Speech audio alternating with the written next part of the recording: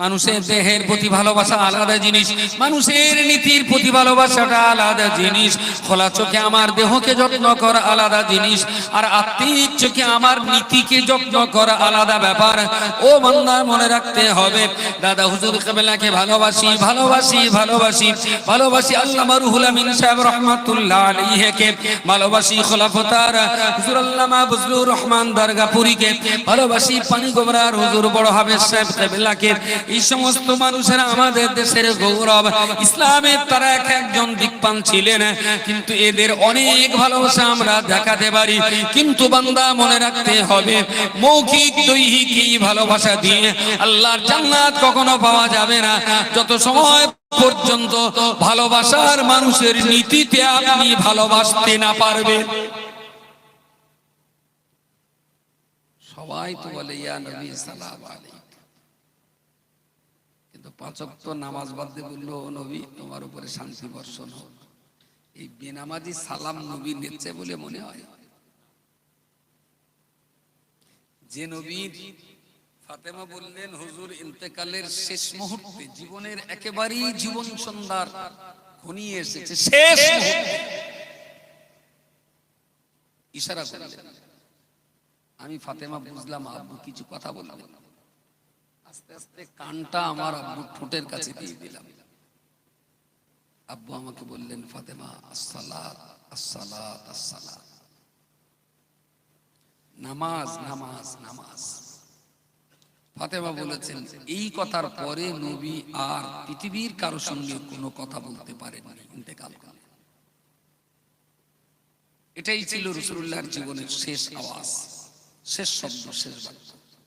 আর কি বলেছেন কোনো মানুষ শুনতে পান না। মুসলমানদের বলা হলো নামাজ পড়ো, স্মৃতি ভাল লাগবে না। যদি বলে কিয়াম করো, দেড়িয়ে দেড়িয়ে গোষ্ঠী সময় সালাম পড়ে দেবে, 37 বেটা 16 পড়লো, 38 বার সালাম পড়লো। এসব ঢ্যাব নামার কোনো মানে আছে? বলেন বলেন। যখন সালাম পড়বে, ইয়া নবী সালাম আলাইকা, মনে হবে যেন ফেরেশতা জিবরাইল নিচে নেবে। চুর কি নামাজ পড়ে। বেনামাজি দাঁড়িয়ে দাঁড়িয়ে নবীরে সালাম করা, এর চাইতে বড় ঢ্যাব নাম আর কি হতে পারে? যে রাসূলের জীবনের শেষ আওয়াজ ছিল নামাজ নামাজ নামাজ, সালাত সালাত সালাত। উম্মত নামাজ পড়বে না, অথচ বলবে আমি নবীরে ভালোবাসি। বসে হুজুরের বিরাট ভালোবাসা, গোষ্ঠী সমেত ভালোবাসা। ইসলে সাহেব বাড়ি জানি, চাচা কোথায় গেলে, দা আর হুজুরের ইসলে সাহেব গেলে। সে এমন করে বলবে না, মনে হয় যেন হুজুরি কবরে গিয়ে দেখা করে আমার হুজুরি ছেলে সবাই ভালো আছে। তো প্যাকেটে কি তেলে ভিজে যাচ্ছে, তো আমার সে মেজে বৌমাটা একটু হালুয়া খাতে যাওয়ার জন্য 700 হালুয়া আনিছে। আমি এই প্যাকেটে এরকম সেই জামরুল পানা ভাব কি এগুলো, দেখো গা ওটা ছোট বৌমাটা একটু ওই ওই মোরব্বা খায়, ওর জন্য 700 গ্রাম মোরব্বা নিয়েছে। আমি চাচা এইটা কি যেন একটা খড়খড় করতেছে, তাহলে দেখো গা তোমার চাচি একটু মনসুর ভালোবাসে, তোমার চাচির জন্য 1 কেজি মনসুর দিয়েছে। তাহলে গিলে কথা, তাহলে তো আমার হুজুরির ছেলে সব গেল, আমি তো হুজুরির বই নিতে এর ভিতরে। হ্যাঁ করে দাঁত কেটে দেখো গা, সে এটা সেটা নানান দল করতে করতে না, সে কেতাব কেনার কথা আর খেয়াল ছিল। আচ্ছা, এ জন্তু হুজুর ভক্ত না হালুয়া ভক্ত? কত বড় নিচ্চোর ছোট লোক বেহায়া। রুহুল আমিনের ইসালে সওয়াবে গেল, রুহুল আমিনের 152 খানা কেতাবের একটা কেতাব ওর পছন্দ হয়নি। এইসব পার্টি যদি বলে হুজুর ভক্ত, তখন তো মনে হয় পাকা নিম কাঠের কোদালির ডাঁটি খোঁজ। ভক্ত হতে গেলে কিছু লাগে না, তেলপানা কলের গান বলে দিলাম ভালোবাসি, আর অমনি ভালোবাসা হয়ে গেল, তার পিছনে কিছু লাগে না। বিরাট দাদা হুজুর ভক্ত, এখনো বলতে দাদা হুজুর কেবলা জিন্দাবাদ। সে লোক ইন্তেকাল করে কবরে গেছে, এরা বলতে জিন্দাবাদ। বললি বলবেন দেখো তো শালা কাফের দাদা হুজুর সম্পর্কে কত বাজে কথা বলে। তিনি তো ইন্তেকাল করেছেন নাকি? দাদা হুজুর কবরে গেছেন তো, তাহলে এখনো বলবো যে জিন্দাবাদ, জ্যান্ত থাক। তুই বল যে দাদা হুজুরির মতবাদ, দাদা হুজুরির আদর্শ, দাদা হুজুরির সিলসিলা, দাদা হুজুরির নীতি সবাই বলে জিন্দাবাদ। বলতে দাদা হুজুর কেবলা গাড়ল সবাই বললো জিন্দাবাদ, তাহলে হুজুর আবার কবরতে টেনে তুলতে হবে। আমার কথাটা কি বড্ড উল্টো উল্টো বানা হচ্ছে? সে লোক মরে গেছে বলি তো তখনকার জমানার লোক মাইয়াত মনে করি তো জানাজা পড়েছে।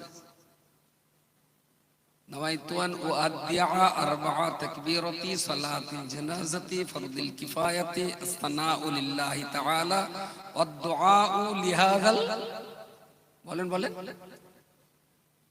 الدعاء لهذا জোরে বলেন। মাইয়াত মানে কি জানতো? মাইয়াত মানে মৃত। সে লোক মূল্য 180 বছর আগে, 70-80 বছর আগে কবর দেওয়া হলো, এখনো বলতে জিন্দাবাদ। আপনি কিছু বললি ছেলে আবার ওলিরা জীবিত মরে না, তো জানাজা বললি কিছু বলি। ওলিরা জীবিত, যদি ওই অর্থে বলো যে ওলি জ্যান্ত, তাহলে জানাজা পড়বে কি করে? আর যদি বলি জ্যান্ত, তাহলে দাদা হুজুর নামাজ জমাতে মসজিদে পড়ে না কেন? ভাই ও জ্যান্তটা রুহানি হালাতের জ্যান্ত, ওর তো আলাদা ব্যাখ্যা। কি এটা এটা ট্রেনে ধরিস কি বলে? এরে কি বলে? এরে থাক, জ্ঞান নিচে লাবার দরকার নেই। অন্তত এই কাণ্ডজ্ঞানটা যার গা আছে, যে একই জিনিস এক এক জায়গায় গেলে এক এক রকম নাম হয়, তারা অন্তত ওই প্রশ্নগুলো করবে না। যার গা ওলা দাবার জ্ঞান নেই, তারা অনেক কিছু ব্যাখ্যা দিতেই পারে। আর ওই সালের রুক্কা হয় আমার মাথা গরম করারও কোনো দরকার নেই, কারণ ওলা দাবার উঁচু জ্ঞান। শেষ কথা যেটা বলি,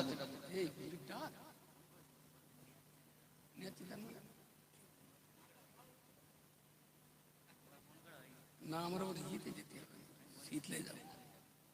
আসুরে